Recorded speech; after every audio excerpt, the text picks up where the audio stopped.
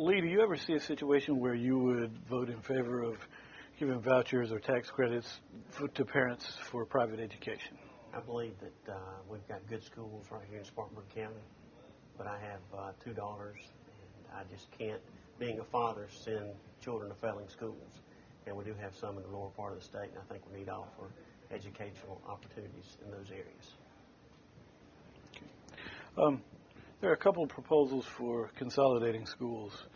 Would you ever support consolidating school districts in Spartanburg County? Well, I was a school board member in District 6, and I believe in local control. And to me, these large school districts, you don't have that. You've got, one superintendent for the whole county, and folks don't even know their superintendent. So, I like the ownership that communities have over these school districts, and I think that you have to look at the cost to the taxpayer. And if you look in Spartanburg County, our school districts, for the most part, spend less per pupil than the other districts around the state that are consolidated.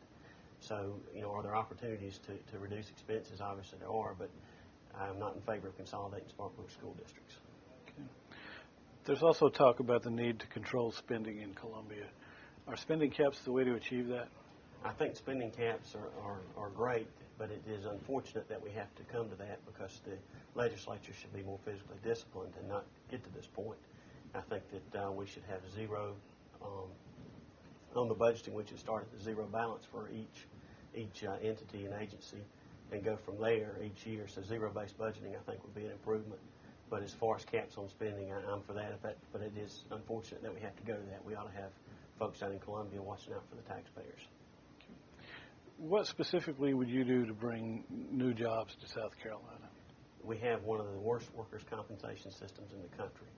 So I would reform workers' compensation. I believe we need to use some real guidelines.